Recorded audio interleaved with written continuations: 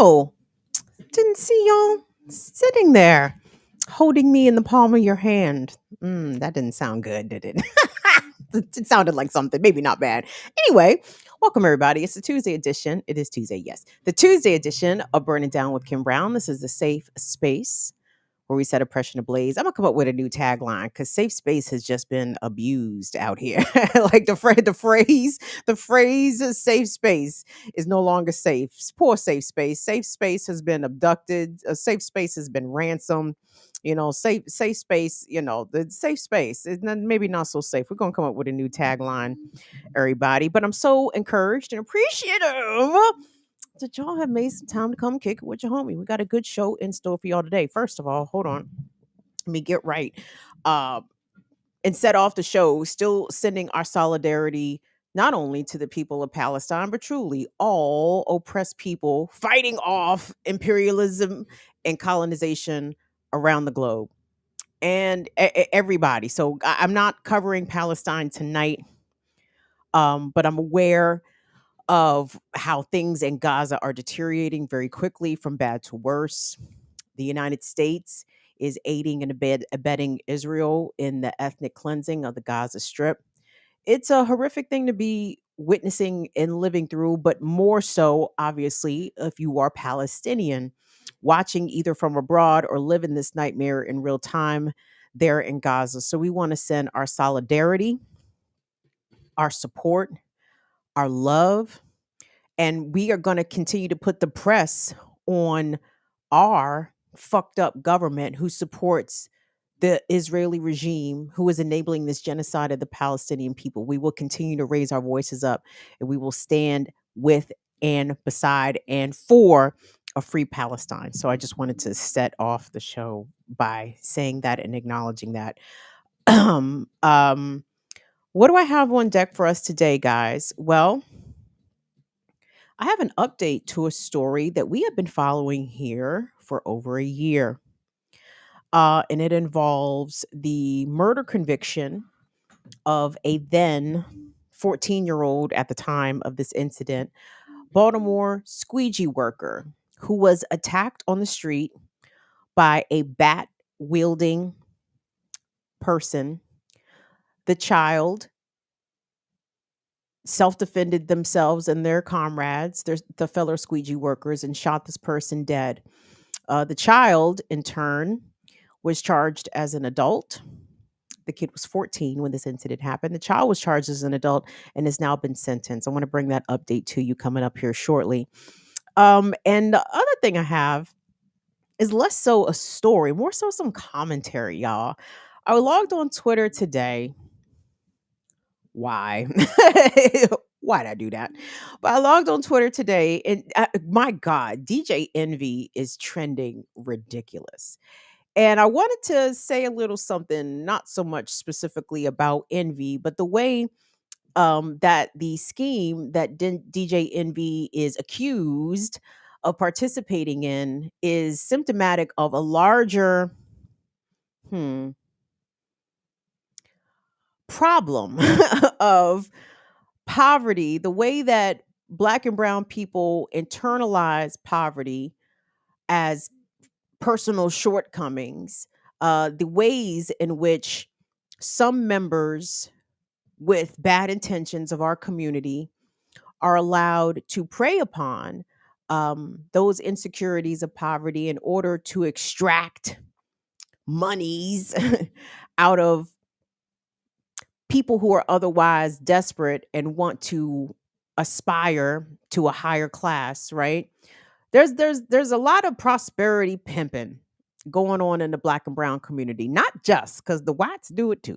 Okay, but I ain't white, so I'm just going to talk about what that looks like from my perspective. How DJ Envy, the Earn Your Leisure, even the prosperity preachers, these is all motherfuckers preaching from the same book of gospel of capitalist greed and exploitation. I want to talk about that a little later. Oh, hold on. Let me log into the jump. Let me see who's in this jump. See who's not in this jump. Maybe we're gonna start calling out people who ain't here. so If you don't want to get put on that BIDWKB Summer Jam screen, I suggest you niggas, you know, show up. That's it. Hold on. Where am I? Somehow I turned my stupid YouTube on incognito mode. Now I can't get to my damn channel. Ain't this a bitch? God damn it. Anyway, hold on. I'm going to get there, y'all. Do me a favor. Come on in. Click like. Click subscribe. This morning, I mentioned on the Remix Morning Show that we were only X amount of subscribers away from 4,000. And I think exactly 0 people decided to subscribe to the channel. Oh, I said, y'all remixes, y'all a bunch of hating asses. Look at these hating ass niggas. Niggas be hating. Not my comrades. I'm talking about the niggas in the chat. Y'all know who I'm talking about. Stop playing with me.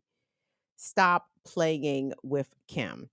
Why can't I get out of incognito mode? See, this is why the RBN kids was calling us old and shit. Cause nigga, let me speak for myself. I am niggas. Niggas can't figure out YouTube with your old ass. That's me. That's me. Every time they took a shot and called us old, I said, ow. I feel ow. I feel personally injured by all these ageist attacks. But I got it though. Let me say that. Let me also say I did not agree with the personal attacks on my comrades. Let me be clear about that. But I did get, because I felt it my own self when I was a younger person. I have felt that generational rage at these old niggas. Like, if you fucking hating ass old niggas, I'm not referencing this situation specifically. I'm just saying I have felt that shit. And let me say this, even though again I disagree with the personal attacks, whatnot, etc. I just wish I could have cussed my elders with such flame. I do, and I'm not talking about my mother. Let me be clear. I'm not talking about my mother.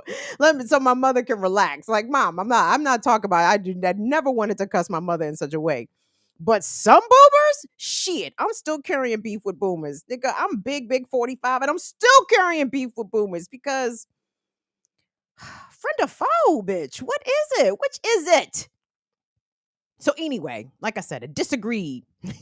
I disagree with the personal attacks, but I could relate to the generational rage. So that's all I'm gonna say about this, y'all. I think everything got said this morning. I'm not gonna spend a lot of time with this because at the end of the day, what's the trite dismissive phrase of the day? It is what it is. It is what it is. All right. Well, let me see what it is here. What's up? What's up, Dawn Hammonds? What you in here sniggling at, Dawn? DON. And then we got DAWN. Afraid not. Good, Donnie. There's Donnie and then there's Dawn. So let's be clear. What's up, CB? What's up, Damien? Thank you so much for making time. Jasmine, good day. Thanks for being here. That goes Schultzy 100 in the building. Oh, there go Franny Fonse in the building. I love it. Love to see y'all. Who is that? Is that Imani Fasto? Come on in here. Thank you with the flame emoji. Come true. Come true. Sweary Furry. Thank you so much. Anyway, I'm going to shut up. Wendy, thank you so much. Who else is in here? Oh, there go Latif. Thank you, Latif. And big up to the good sister and Court and my mods, the wonderful Fire Fam mods that do amazing things.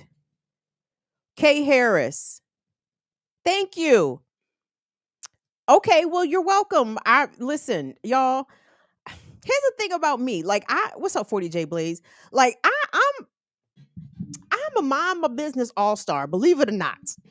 As I have stated before, I have been a mind my business all-star many years. I have even been a mind my business MVP in 2002, 2004, 2012.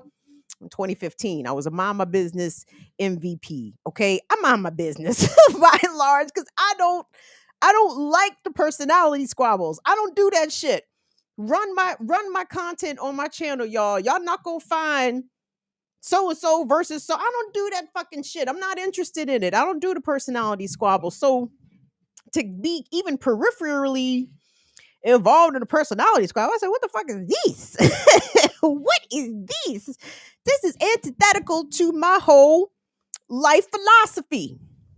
But when we're talking about what I generally would describe as good actors on both sides, maybe not in this situation, but people who are out here doing the real work, that can't be denied. That cannot be ignored. I won't ignore it. You know, my comrades on BPM do incredible things in the streets, in the communities, along with political education, with their scholarship, with their activism, with their organizing. They do incredible things. RBN does really incredible things when it comes to mutual aid, and I'm sure other organizing work that they do that I'm just not familiar with. We ain't no need for diss tracks. Okay, everybody out here doing what they supposed to be doing, so you know, ain't no need for the diss tracks. So there's that. There is that. Who was that? I just seen said something. Oh, Vesper X is in the building. Vesper, hi Vesper. Thank you so much, Teresa. Thank you, Teresa, so much for coming in. All right, let me get started. Please be sure to hit the like, subscribe to the channel, support the channel, BIDWKB, Cash App, Venmo, PayPal, patreon.com/BIDWKB. The story I want to bring to you tonight, the first one, involves one that we've been covering here for a while. Today, oh, pardon me, what's it today? This week, a judge in Baltimore City handed down a sentence of a teenager who at age 14, Jesus, was this almost 2 years ago or was a year and some change ago? I think it was 2021 is when I'm pretty convinced this happened. God damn it. My apologies, everybody. Y'all know I spoke a lot of reefer, but regardless. A 14-year-old was charged as an adult with the murder of a Baltimore man who got out of his vehicle, retrieved a bat from his car to physically confront a group of Baltimore squeegee workers. If you're not familiar with squeegee, well, you should be. If you were in the city, you should know what the squeegee is. But let me tell you, it's the group of kids in Baltimore, at least, that will come through and clean your windshield while motorists are sitting in traffic. This has been something generations of Baltimore youths have done, particularly Black Baltimore youths.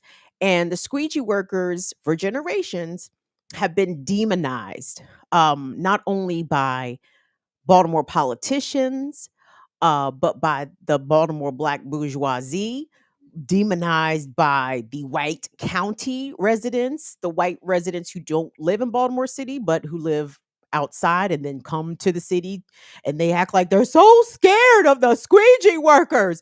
I told the boy I didn't want my window washed and he tried to beat the shit out of me. No, it says the hysterical whites, right? Who are terrified of all young Black males.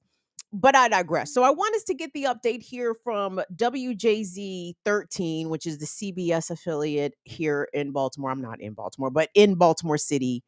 And they break down, or at least give us the update pertaining to the 15-year sentence handed down by a Baltimore judge on this teenager who I believe is currently 16 years old. Did I mention that he was 14 when the incident happened?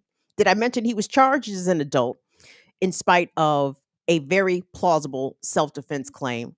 But now he's been slapped with a 15-year sentence, and we'll pick up the story from WJZ. I'll put it this way. The judge's words paints this perfectly. There are no winners in this case for both sides. Both sides were very passionate, very emotional inside the courtroom today as that judge handed down a 15-year sentence, with the first 5 years of that sentence with no possibility for parole. In a case that divided the city, some sort of closure came Monday after both sides got to plead their case about how long and in which way the teenage defendant will be brought to justice. The family realizes that this was going to be a dark day at the end of a dark year. They are grateful, as they have been throughout, for the outpouring of support from the community.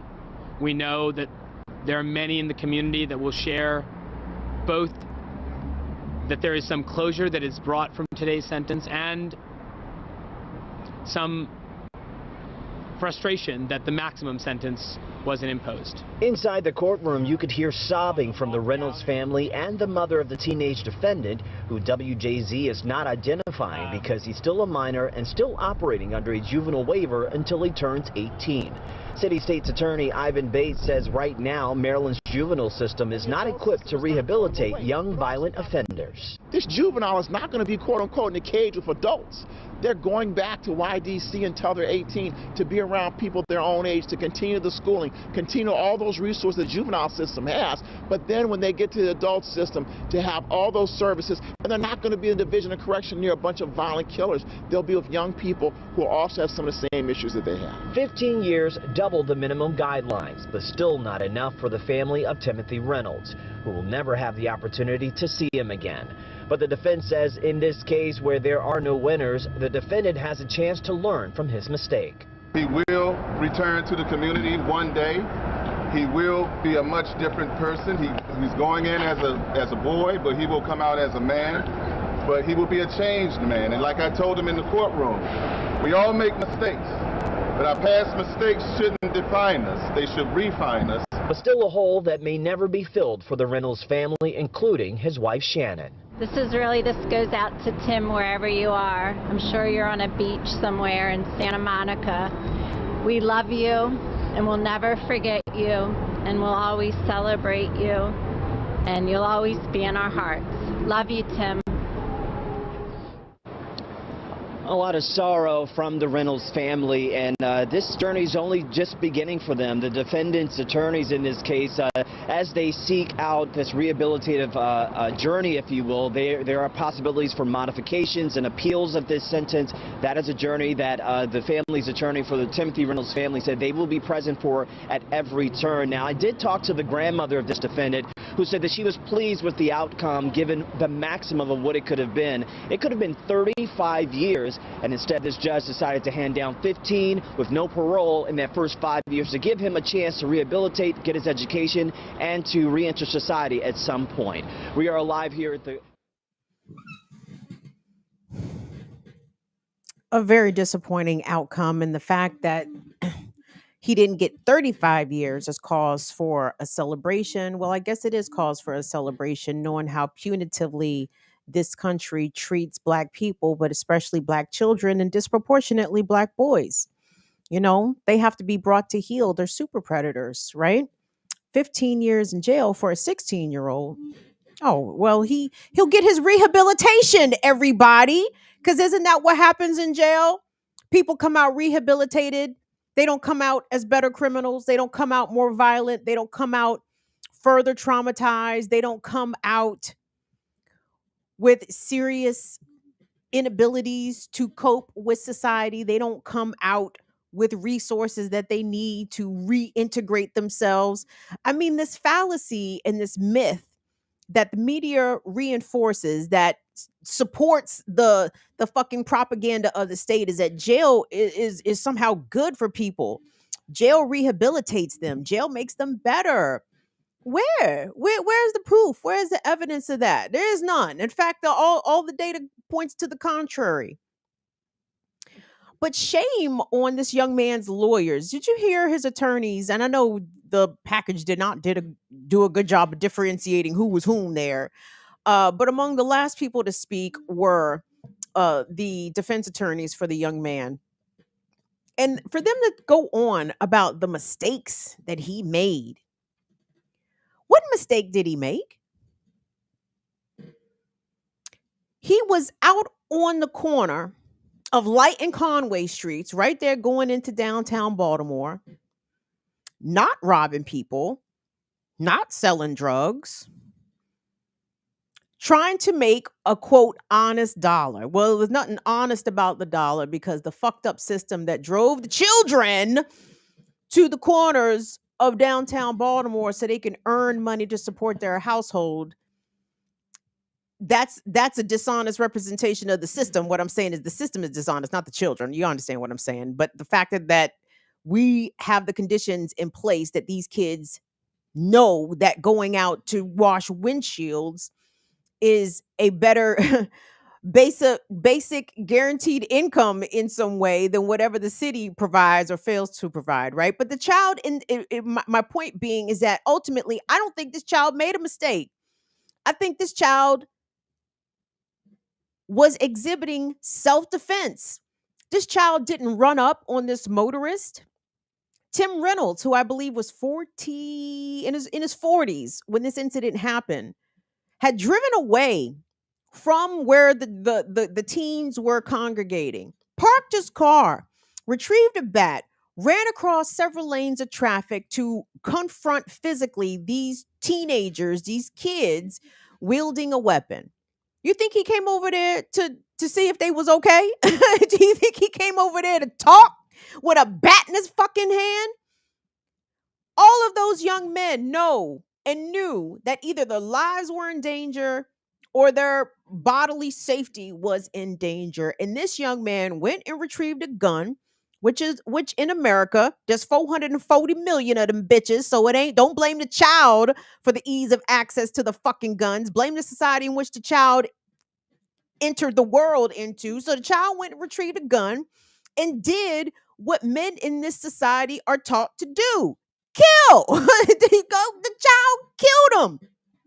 And somehow now it is the child who was not the instigator of this incident, who was not the provocateur of this incident. And now it is the child who is doing 15 years in jail. Okay. And there were some things about what Baltimore State's Attorney Ivan Bates said that kind of didn't make any sense to me, because he said, as you guys heard, the child was sentenced to 15 years. The first 5 years, not eligible for parole at all. He's 16. And Ivan Bates asserted in that clip that the child is actually going to be sent to a Division of Youth Services, that he's about to go to a juvenile facility. I don't think that that's typically how that happens. I think when a child is charged as an adult, convicted as an adult, they usually send them to the adult prison. So this may be a change in Maryland state law that I just may not be familiar with, or Ivan Bates might be lying his fucking ass off. Okay, like something here it does not quite make sense, and I just wanted to acknowledge that. But Will, if you could please pop up that piece from the Baltimore Beat. Shout out to the Baltimore Beat. Big up to their amazing editor-in-chief, Lisa Snowden. They published an opinion piece by the group Baltimore Court Watch, authored by Baltimore Court Watch. If you guys are not following at Be More Court Watch on Twitter, I suggest you do so. These folks do an outstanding job of analyzing and live tweeting Baltimore City court proceedings.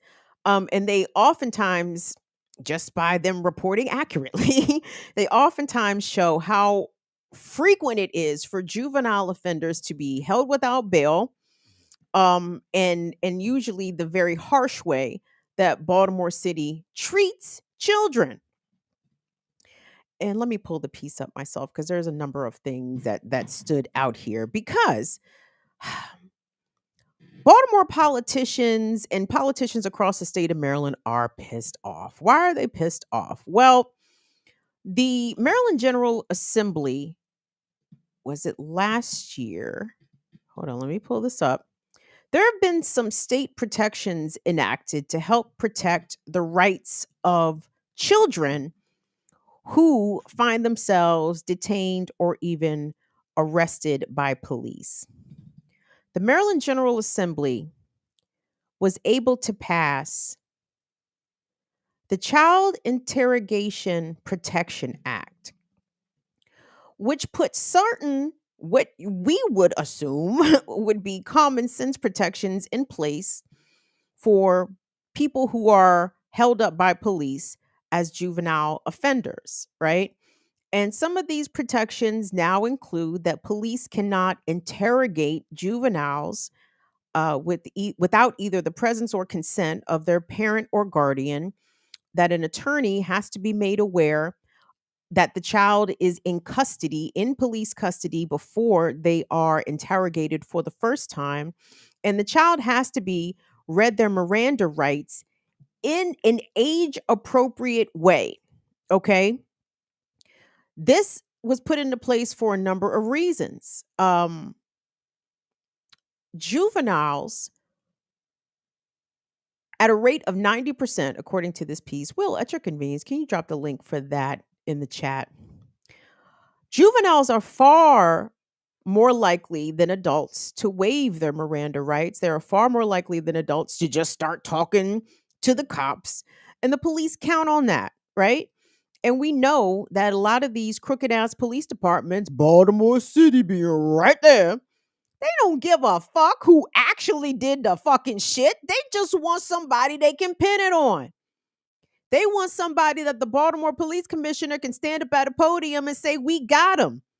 Now, it don't matter if if the person is actually guilty or the one who committed the crime, that's inconsequential, okay? All the police want is somebody in fucking custody that they can pin some shit on, okay?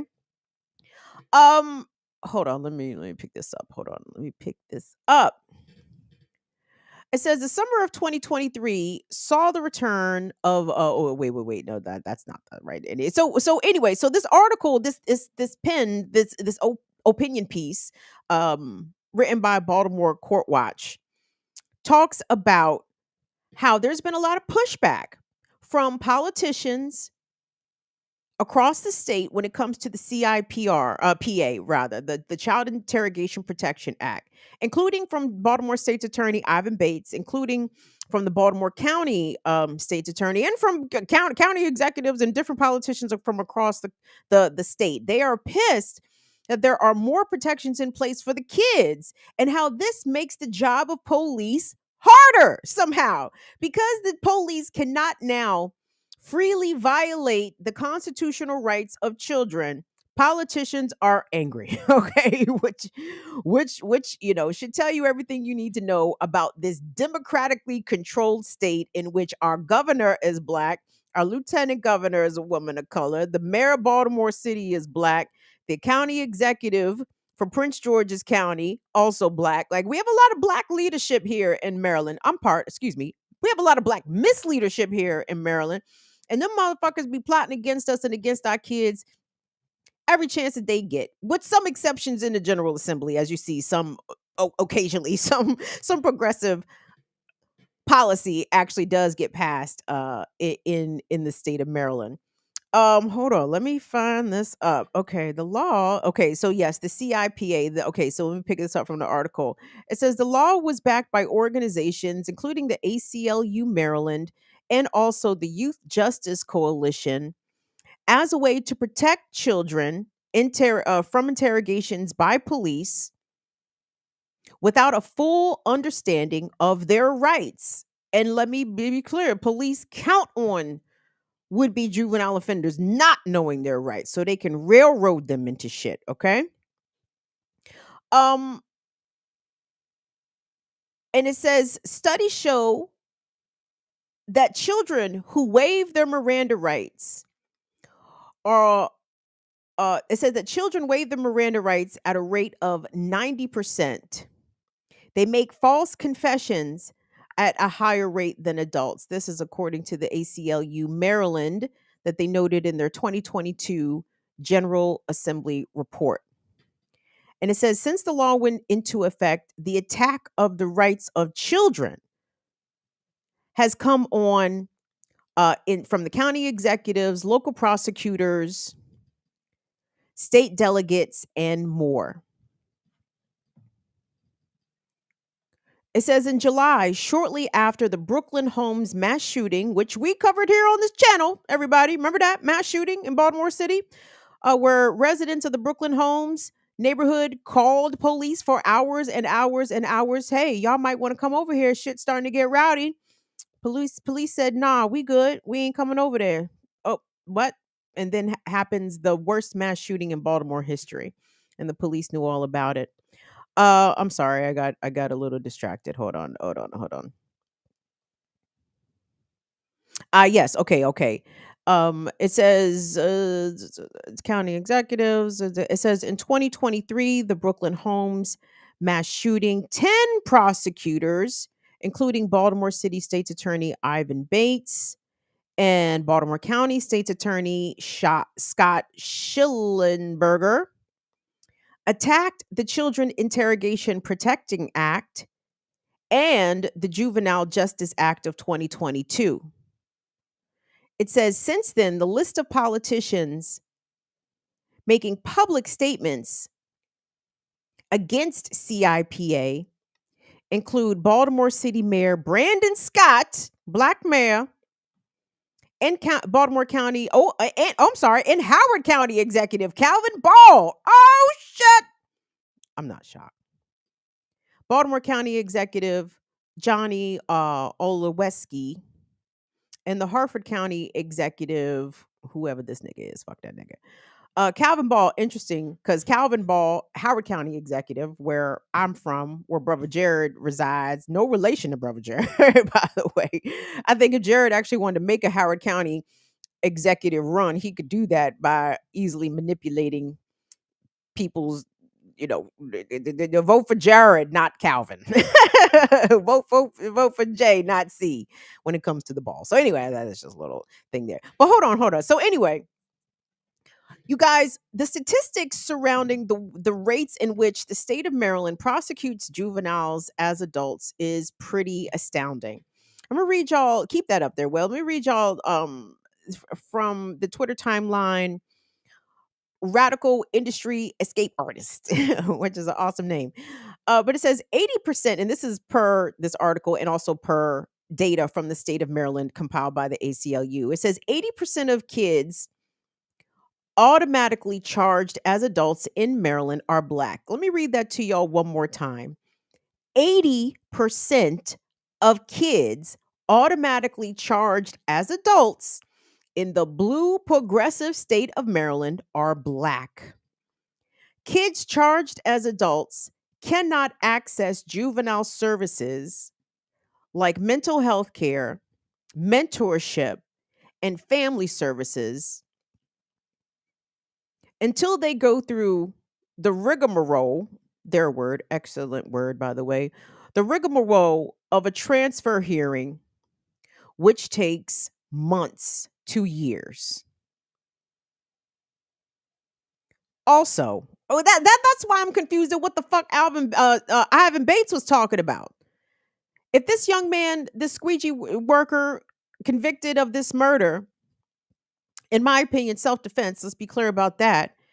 If he was a juvenile when this shit happened, charged as an adult, convicted as an adult, you're telling me he's going back to juvenile detention facilities? Like, why don't I believe that? I don't believe that. And again, I'm here to be checked. Correct me if I got the shit wrong. But I'm just saying, I know when some shit smells like some bullshit, right?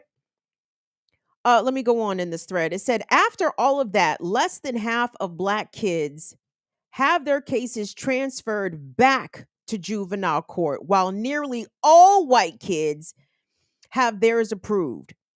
Think about that, everybody. Maryland charges 80% of children who are charged as an adults are black. When these kids, or hopefully their representation, tries to get the case moved back to juvenile court, it rarely happens for black children in this state, but it seems to always happen for the white kids, huh? It says only Alabama sends more kids to adult court on their initial charge than Maryland. Just to give you some idea, the kind of company that the state of Maryland keeps. And again, Maryland, black governor, black, everybody black, everybody black. And they don't give a fuck about these poor black kids. Please be clear about that. The Maryland legislature have refused to pass the Youth Equity and Safety Act for 13 years in a row, a law that would end auto charging of children as adults. Not as progressive as advertised. Every time the General Assembly takes a step forward, they keep still fucking up. A study on the impact of juvenile transfer laws found that youth adjudicated to juvenile courts have better than a 20% chance, a 20% lower risk of rearrest than those who are tried in criminal court. Of course, locking up babies doesn't make anybody safer, and the data shows that. Thank you so much, Radical Industry Escape Artists, with the fire Twitter thread, but they read this article from the opinion section of the Baltimore Beat, written there by Baltimore Court Watch. Thank you, Will. Before I went on live, I got a number of comments on the Instagram page at BIDWKB, and someone left a very astute comment pertaining to this kid, right? The squeegee worker, this kid who was otherwise minding his fucking business until some grown ass man ran up on him wielding a bat, meaning him bodily harm. This kid. And the commenter said, just like in Palestine, oppressed people don't have the right to self-defense. Just like in Palestine. The way that the Hamas response of October 7th is being framed as a terrorist attack. Because these oppressed people are permitted to defend themselves. Indigenous people of this nation, of this continent rather, not permitted to defend themselves, lest they be labeled as savages and barbarians and people unwilling to compromise. What the fuck are you talking about? Like, no, we can't compromise on my land. We can't compromise on the safety of me and my family, the furtherance of me and and the child in Baltimore City. The child can't compromise. What's he supposed to stand there and get hit in the fucking head by this adult?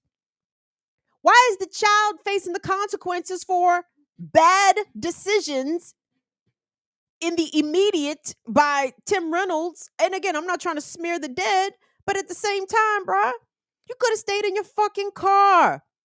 You'd have been going to the Ravens game over the weekend. And I'm not saying this, I'm not trying to hurt his family or anything like that. Like, he made a bad decision.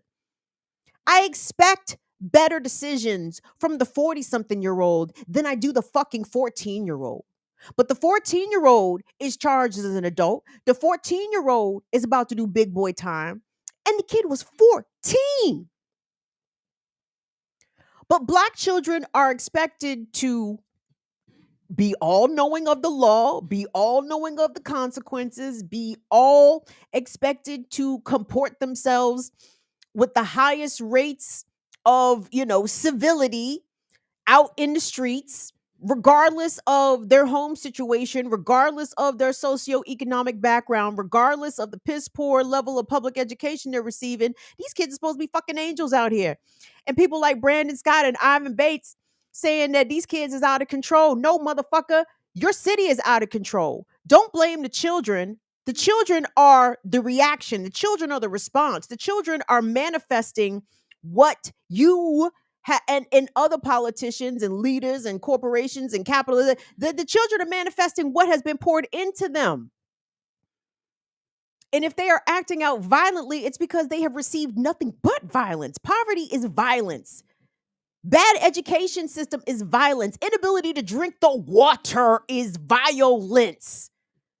So stop looking at the kid as though the kids are the fucking problem. The kids are not in control. The kids don't have no power.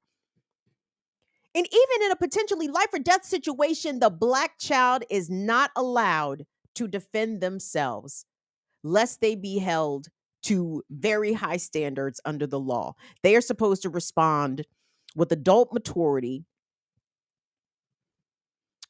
with adult restraint, and that's fucked up. Oh, and conversely, white kids in this state are not held to the same standard. So, y'all, I am extremely disappointed, genuinely heartbroken about this outcome. I was heartbroken that the child was convicted in the first place. excuse me, the argument from the prosecutors as to why the kid, because again, they tried to charge the kid with first degree murder, like premeditated, like you guys are pieces of shit. Like nobody in power in Baltimore was willing to put themselves in the shoes of that kid. But instead, everybody was willing to squad up, the city council, the fucking mayor, the state's attorney, police chief, everybody's willing to squad up against these kids. Why the squeegee workers are the problem. These kids, that's why we got to put a curfew in place because the kids out in the street is the problem. These dirt bikes are the problem. No, y'all are the problem. The continued disinvestment of these children's neighborhoods, their city, their schools, opportunities for their parents, public transportation so their families could get to and fro across the city. Like the historical and generational disinvestment in Baltimore is the problem. The redlining is the problem. The segregation is the problem. The overfunding and the over policing, the occupation, like in Palestine, the occupation of Black Baltimore neighborhoods by a unfriendly, let's say at minimum, if not outright dangerous and hostile, occupying force such as the Baltimore police is a fucking problem. Stop blaming these kids. Stop blaming the kids. It ain't the goddamn kids. I hope that his family or his defense team releases support information for him. Now, some news outlets have named this child. I have even named this child, and I apologize for doing that. You're not supposed to name juveniles despite now normally when the kid is charged as an adult, and again the media outlets are playing weird here, but if the kid is charged as an adult, usually they will name the kid, but some outlets have opted to still not name him because he's 16 years old. He was 14 when this shit happened, so I apologize for having named him on a previous broadcast, but I hope that people connected to this child release support information for him, but where he can be written to, hopefully, or we can send support to his family, because my literally my heart sinks when I think about the 16-year-old boy about to go down for 15 years literally for self-defense. You know what I'm saying? Self-defense. And I don't know what this kid is going to be like when he comes out. Much in the same reasons that I offered a victim impact statement at my brother's killer's sentencing. Fuck him, right? For what he did all day. But first of all, this child in Baltimore was doing something noble, self-defense of him and his comrades. This piece of shit who killed my brother, he did that shit because I guess he have nothing else better to do. But at the same time, I still didn't think you should be throwing away 16-year-olds. You know what I'm saying? Like I still think that. And and don't get me wrong, it's fuck that kid, okay? Even though he's not a kid now. But I still don't think we should be throwing away 16-year-olds. I don't believe that. Because my concern about the teen who murdered my brother, what the fuck? If he's already going in for murder, well, I think he was actually convicted of manslaughter, but he committed murder, right? What do we think 10 years in the penitentiary is going to do to this 16-year-old? Like, what do we think 10 years or more? He only got 10 years, by the way, because he took a plea. Yeah, so there's that part, right? But I'm sorry, I don't have any hopes that this child who was a child when they went in and will be a man when they come out. I think it's going to be worse. I think it's going to be worse. And the reason I said I was trying to advocate in some form for a lower sentence, or for him not to be sent to the penitentiary. I know that sounds, contradictory, but I'm concerned about the society when he gets out. I'm talking about how he's going to be in society, right? And that's something that we need to think about when we are advocating for these children to get thrown away. Oh, we got to charge them as adults so they understand the consequences. No, motherfucker, the consequences are going to be waiting for you and I in 10, 15, 20, 25 years. When these kids come out, when they come out hard-hearted, bitter, better studied as criminals, potentially more violent, survivors of violence on the inside, what does that do to them? Like, we are not better served by constantly throwing teenagers away to the penitentiary. I understand what they did. I get it. But circumstances differ. Conditions matter.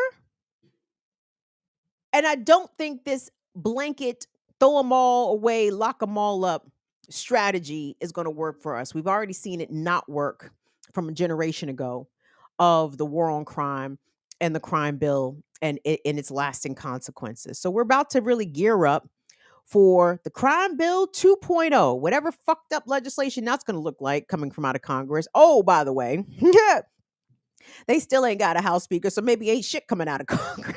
So maybe ain't shit. Maybe ain't shit gonna come out of Congress. Good, because Congress out here doing more harm than good any goddamn way. So that's that. Let me take a quick break here.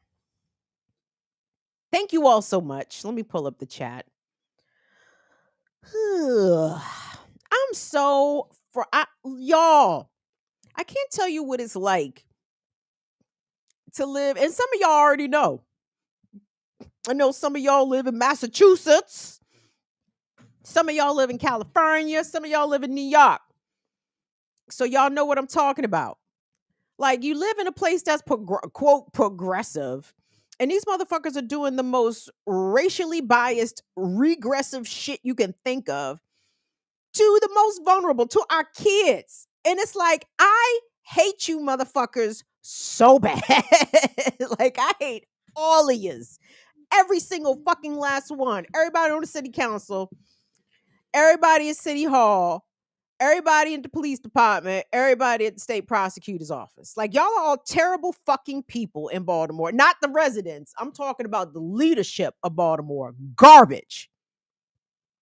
Keep throwing your kids away. Keep throwing the city kids away. Them kids gonna come out, and we're not gonna be ready for how they come out. So there's that. What's up, Nadia? Thank you so much. Chimachicha. Damn it, I didn't say it wrong. I'm sorry. I gotta stick with Chichimacha. I'm sorry. I'm sorry because I trained myself to say it wrong, and now I gotta stick with that. Peace to Renee Johnson in the building. What's going on, Tyler?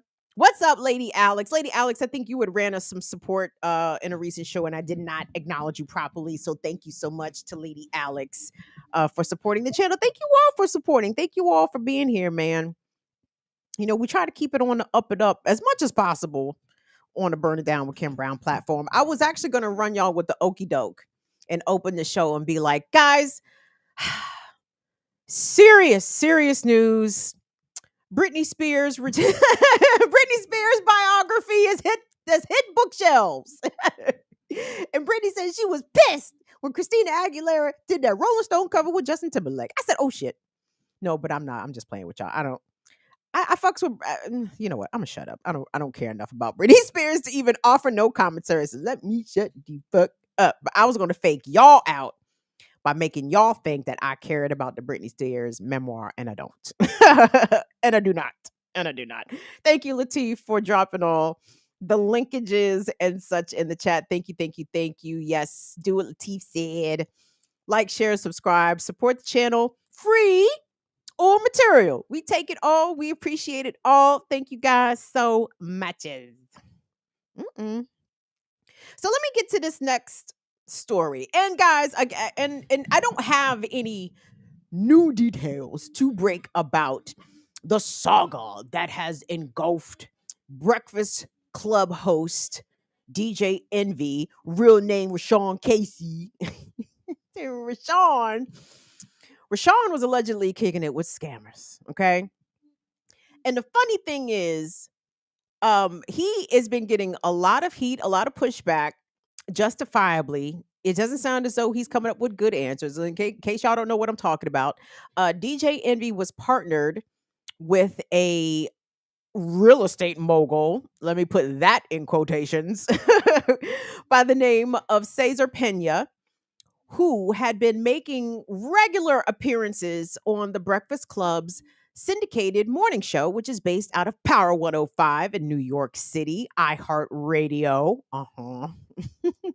And so Cesar Pena, along with DJ Envy's push and endorsement, was able to have access to Envy's millions of listeners. And it turns out that lots of those listeners ended up coming up off of their pockets, a DMV friend, coming up out their pockets. Y'all understand what I mean? That they dug in their pockets and came up off some money, some Skrilla to DJ Envy and Pena either in the form of potential rental home investments centered not only but mostly in the northern New Jersey area, or a series of seminars about how to do the real estate thing right. I want us to take a look at a clip. This is an older clip. This is before the shit had hitteth the fan. Oh, by the way, the number, the amount of which Envy and his partner are alleged to have schemed or thiefed from would be investors totals about $40 million. $40 million. Now, gang, I don't subscribe to scamming. Now, I say you can scam the racist whites. If you can get a good scam off on the racist whites, I say do that shit. But don't scam your people, okay? Especially if you are a broadcaster, a presenter, an influencer. Don't scam your fucking audience. Your audience of all niggas. You want to scam your listeners? You piece of shit. You capitalistic black bourgeoisie. Climb over niggas by any means necessary. Go in niggas' pockets and take everything they got. You piece of shit. I take personal offense as a broadcaster, guys. I would never. I don't even tell y'all the shit that I use on a regular basis. Imagine me trying to run scam them on my folks. Oh, you got to be a very unique, disgusting kind of motherfucker to do that kind of shit. Anyway. So this clip that we're about to see is an older clip, and trust me, all of these clips from DJ Envy are floating around the internet because them shits are sounding real funny with the hindsight being 2020. Motherfuckers are listening to these clips is like, yo. So anyway, Envy made an appearance on Mano's show. I know y'all, some of y'all is like, who is Mano? What is a Mano? Mano is a rapper. And like a lot of these rappers, they have a podcast. And Envy appeared on Mano's show, and just listen how the shits was sounding sketch. And as the kids say, sus. But you know what? No, I'm gonna bring that back. That's not what the kids say. Let me say, y'all, fuck them kids, because me and my friends was saying sus. When was we saying sus? I'm gonna say 05, 08. We been saying sus. I think the kids stole that shit from me and my homies, because we used to say that shit all the time. And not as in suspect. That's how we use sus. As sus was a abbreviation for suspect, not suspicious or whatever. But regardless, anyway. So the shit was sounding sketchy and sus when he made this appearance. To see if you can pick out the perhaps, misleading part of DJ Envy's desire to bring this real estate house flipping knowledge to the masses. Take a listen. Caesar is flipping NJ is my partner in New Jersey. He owns over 1,600 units in New Jersey and all throughout the country.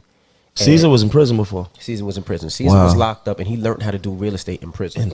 Wow. He learned how to do the real estate. We got to bring Caesar up here one day. Yeah, he'd love to do it. And shout out to my guy, the credit dude, man. Yeah.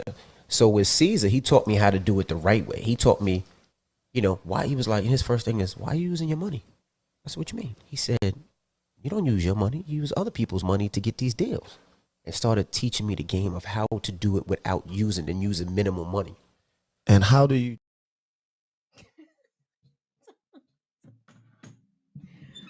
Where you gonna use other people money from, Envy, huh? Was you asking your wealthy co-workers? Well, I don't know how wealthy, but rich, little rich, or were you asking the people coming through this? Wait, that was the rest of the clip? Because I thought the rest of the clip, Will, where he was talking about he brought the shit to Desert Storm. He brought the shit to Button and Clue, and them niggas said no. That was the end of the clip for real. Yeah. I think that was on a different show too. Okay. When he brought it to Joe and all them. Yeah. Well, regardless, so he did say, Envy admitted that he took it to some of his well-known colleagues with names and careers out here, and everybody told his ass no, because that shit sounded like a Ponzi scheme, if I'm not mistaken, right? But I want y'all to listen to this other clip that I found, because I can't necessarily put it on exclusively black and brown people that get scammed, right? I think crypto was a scam. It seems that crypto took a lot of people's money from across the racial lines, and most, I think it was mostly men though who bought into that. But crypto took a lot of people's money. I think disproportionately it took black and brown men's money. And what else? What else was I about to say about the scam? Oh, but Americans across the board love getting scammed. Like you can, everybody listen from around the world, but everybody from around the world already know this, right? Like you can, Americans love to be parted with their money.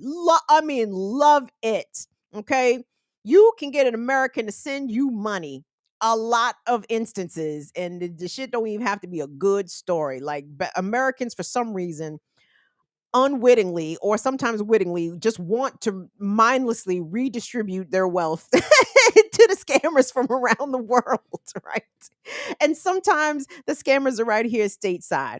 But what I want for people to try to learn specifically from this envy story, and I'm gonna get into the whole issue surrounding people trying to sell the dream to economically disenfranchised people about, prosperity and generational wealth. Like what our people lack is a sense of discernment. Okay, y'all, if the shit don't make sense, it's probably not true.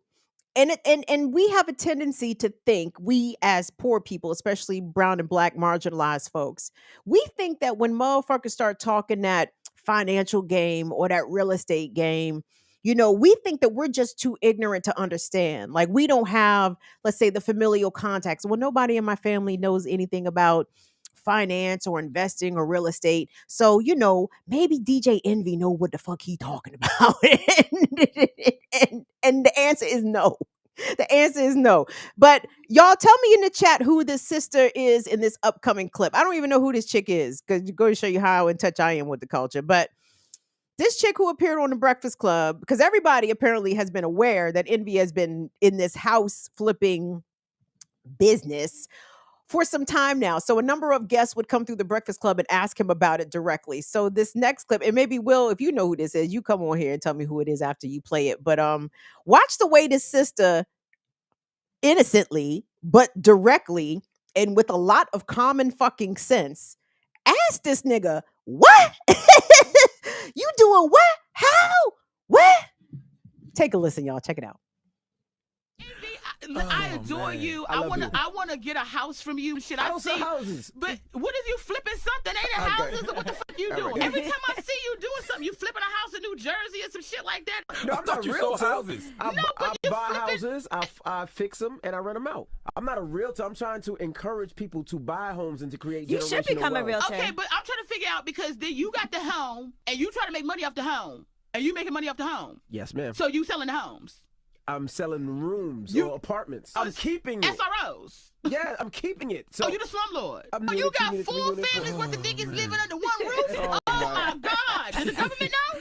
I'm trying to encourage people to buy homes and to invest in themselves so they can always have property instead of continue to rent. By investing in you and putting money in your pocket. Let's not act like you not making money. I'm just to the point I was making is you making money, right? I'm doing it the right way without getting got.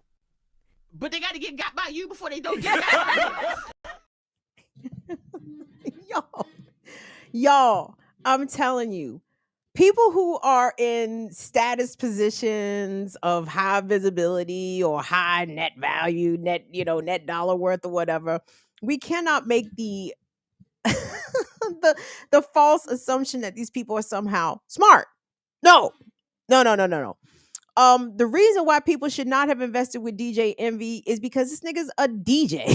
Okay. And I'm not saying that a DJ is incapable of being a real estate mogul, or, into real estate investing or whatever the fuck. But that's not how this nigga made his money. Much like the laughable commentary that Kevin Hart imparted to the black community recently by saying that, I'm paraphrasing, the reason why niggas in the hood is broke is because they go cash they check at the liquor store or at the check cashing place and they don't have bank accounts. Nigga, what the fuck that got to do with capitalism, dog? What the shit does that have to do with creative it imposed resource scarcity on poor communities, right? Like, what are you even talking about? And when the shit don't make sense. This shit is a scam. And this is not the only example in which our people, Black people, keep getting separated from our little bit of coins, and it keeps going into the hands of grifters. I was going to pull a clip from Earn Your Leisure today, but once I got about 5 minutes into the clip, I said, how the fuck can anybody watch this shit? How can anybody watch this shit? And what was them EYL, the bad ones, not the good ones on BPM, right? What was the Earn Your Leisure niggas talking about when I went to their page? Them niggas was talking about crypto. And them niggas was talking about how crypto was about to make a comeback. Oh shit. Y'all wait till y'all wait till Sam Bankman-Fried get his legal situation straight. Bitcoin on the way back up. Ethereum on the way back up. Shiba coin. These niggas was popping some shit. I'm like, oh my God. The desire for economically downtrodden people to elevate out of their station, and the belief that they themselves can do it if they just make some smart investments or they make some smarter decisions. And the reason that they're poor is because they don't work hard enough, or their parents didn't work hard enough and they didn't leave them that. Like when it comes to people from the Black bourgeoisie, especially people like Envy and the Earn Your Leisure cats, like these motherfuckers will never point the finger at capitalism as the reason why people are fucked up. But what they will do is behave exactly like the capitalists and do what they can to convince, cajole, outright scheme their own community, their own viewers, their own listeners, their own audience out of their little bit of coins, right?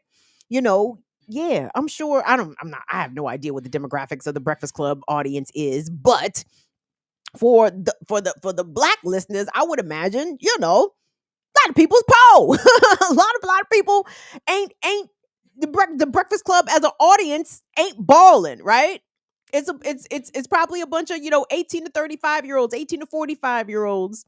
Maybe the people on the upper end of the age demographic might be faring a little better than the younger end, but everybody's out here living hand to mouth, right?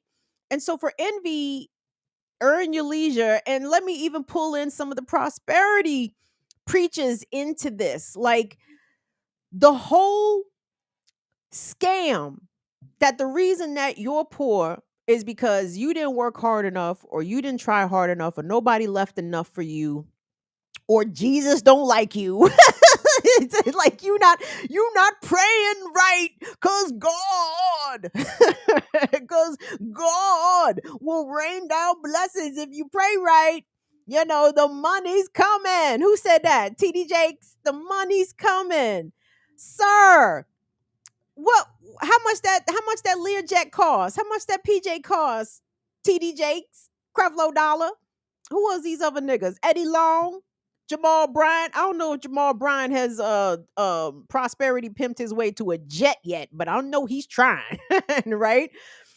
But our people are too easily swayed by this kind of rhetoric, and that keeps us in a state of awake slumber, that we don't challenge the system. Instead, we challenge ourselves, right? If I could work 40 hours, and I could definitely work 60. Yeah, I may not see my kids, but how else am I going to leave them generational wealth if I don't ever see them niggas because I got to work all the goddamn time, right? Right? Like that, these are the myths that we're being taught. And this is to keep audiences like those that listen to the Breakfast Club, audiences like those that watch Earn Your Leisure, audiences like those who sit in the pulpits, the pulpits of prosperity preachers, across this country. They don't want you to even think about challenging the system, right? They want you to challenge yourself. But you can't all of a sudden create wealth or even money or even additional income when the conditions don't allow it. I think I should have pulled this up and I didn't, but you guys might know what I'm talking about. There was a tweet going around that was a screenshot or whatever. It was the headline from the New York Times, and I'm paraphrasing here. It discussed the amount of parking lots across the country that are remaining open all night. Why? Why are the parking lots staying open all night? Well, the parking lots are staying open all night because workers who work full time jobs cannot afford housing. People who work full time in this country, 40 hours or better, cannot afford the rent. So they are sleeping in their cars. Okay.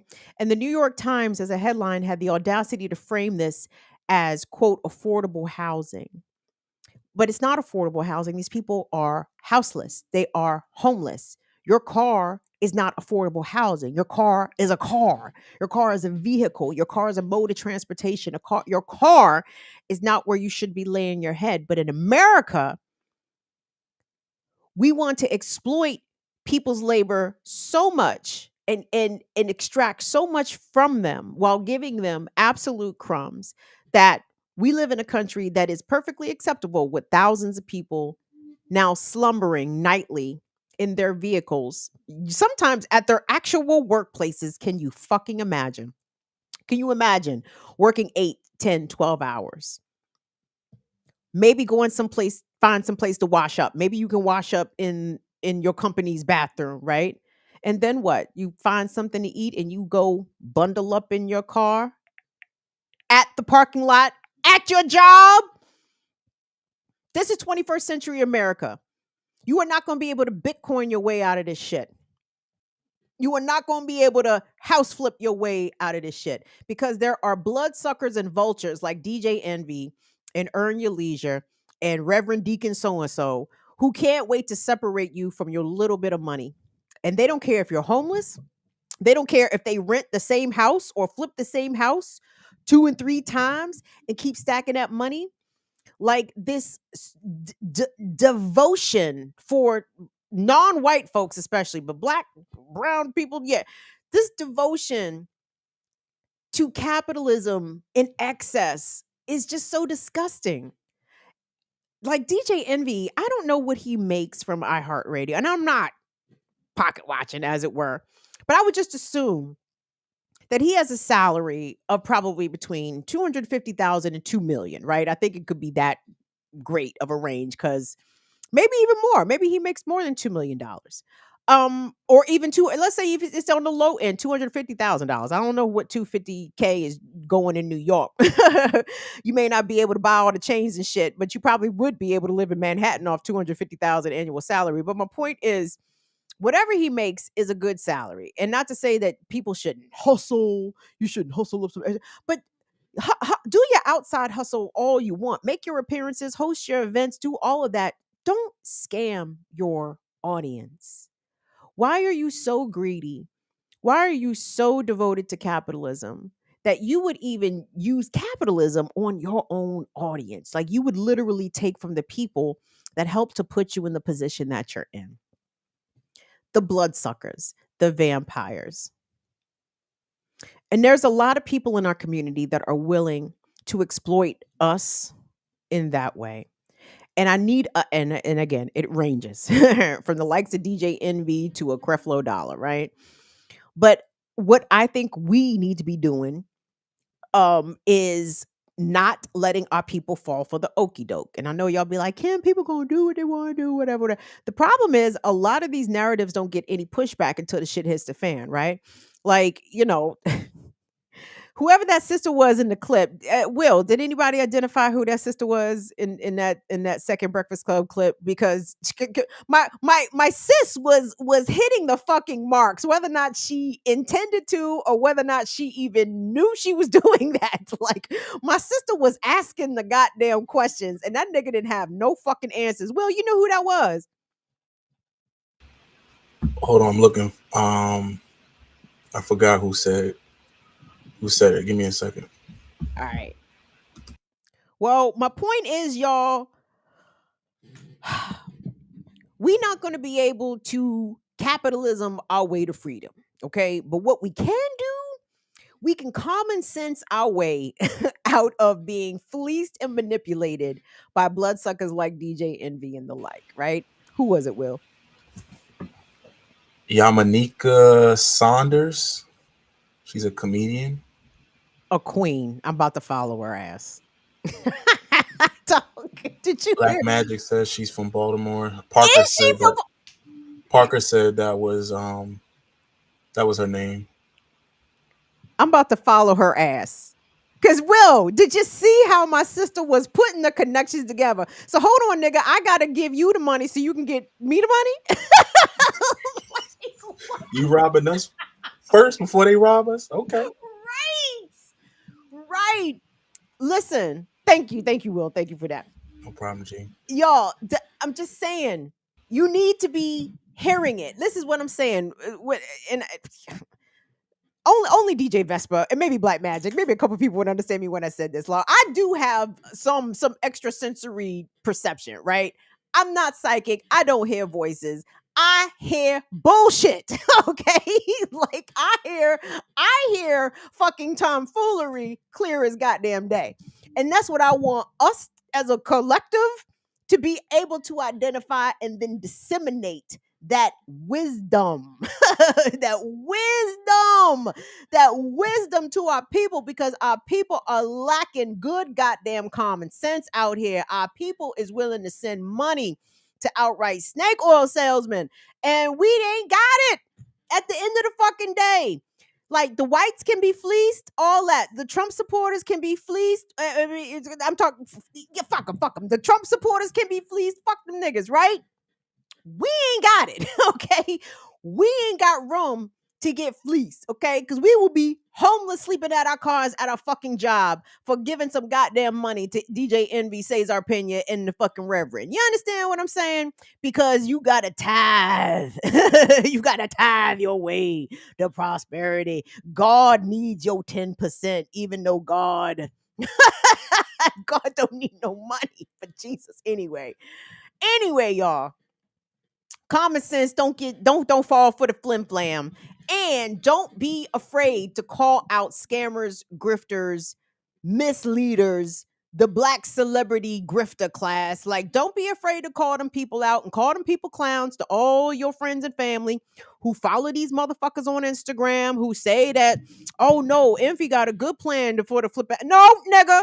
He doesn't. He does not have a good plan. Envy got a good plan for himself.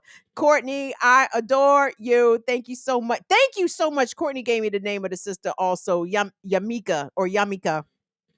She's getting a follow.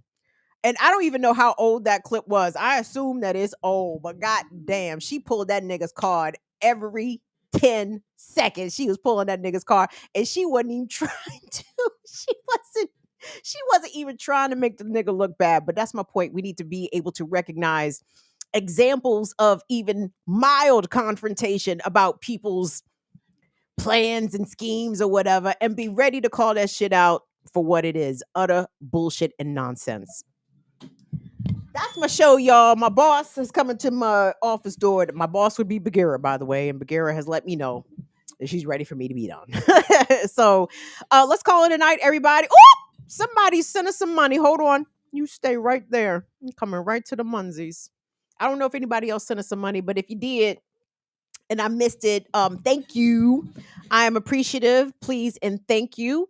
Yep, everybody, don't forget, tune in tomorrow to the Remix Morning Show on Black Power Media. I know it's going to be me and Jackie for sure.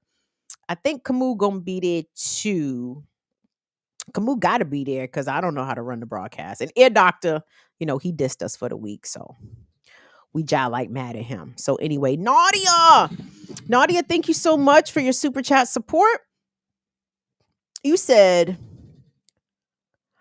Biden hired those 100K.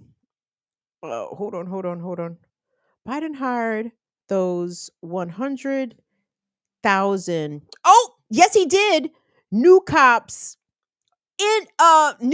trained in Israeli tactics. You're talking about for the crime bill, Nadia?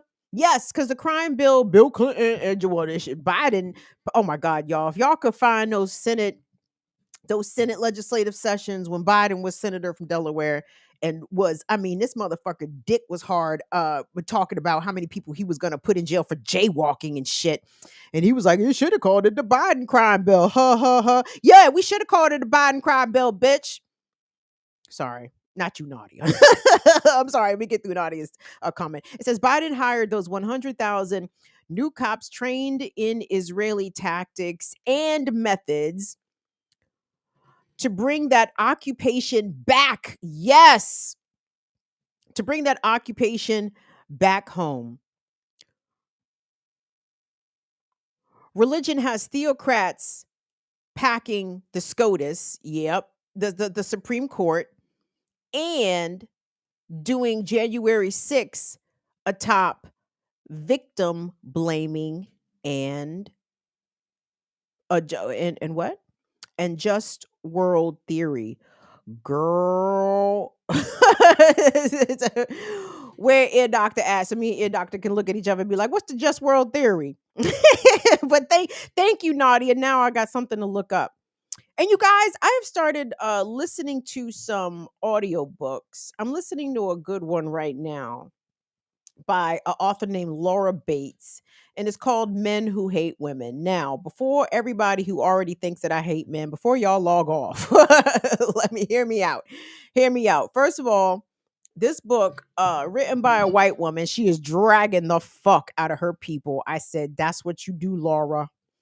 I said, that's what you do, Laura. You better drag your folks. So she's dragging the shit out of white men, which I appreciate. And it's basically breaking down the different elements as she has categorized them of the online manosphere, right? So a lot of these behaviors obviously predate the internet, but as far as online manosphere spaces are concerned, she divides it up into incels, pickup artists, men who go their own way, and the men's right activists. This is all shit I am not familiar with. And I said, God damn, that shit crazy, man. So anyway, but yes, I don't even know where I was going with that. I think I was just trying to show off to y'all and tell y'all I was reading a book. I'm sorry. I'm trying to front for you. I'm trying to stunt for y'all. Oh, who is this? Oh shit. Chem Dogology? Chem Duty? Is that what that says? Chem Doggy? You know I can't read. Be nice. He said, glad I was able to catch you live on the show. Thank you so much, Chem Doggy. I appreciate you. We appreciate you catching us live. Thank you so much for your super chat support. And men, by the way, I would recommend this book because I don't think any man that is over here, I don't think you could be an incel. I don't think you could be an incel or a men's right activist or men who go their own way or these different categories that Laura Bates categorized. I don't think you could be any of those and be here. But I think it would be valuable for men to either read or listen to the book to sort of identify the men around them. You might, you may not recognize yourself in some of these descriptions, but you might recognize your cousin. You might recognize your best friend. You might recognize your frat brother. You might recognize your uncle. And I think it's important that men have these understandings of the different types of specifically harmful men that women have to encounter and men have to encounter as well. You know what I mean? But anyway, we'll have a talk about that book one day in the future. So anyway, it's 8:30. I'm gone. So y'all be easy. We will see y'all back here on Friday. Just a reminder, Friday is the final Friday in October. So we will be doing the Ask Me Anything for October. We do it after the conclusion of the Friday broadcast, and we hang out for sometimes an hour or two, depending on the level of engagement, of course. But if you are a channel member, if you are a patron, you will automatically get the linkages to join us for the October Ask Me Anything. So don't forget to mark that on your calendars. Okay, I think that's it. Thank you so much to Will and Molly for all that you do. Join me tomorrow morning back on the Remix Morning Show on Black Power Media. Please don't forget to like, share, and subscribe. BPM also. And I'll see y'all back here Friday. All right, y'all. See y'all later. Bye-bye.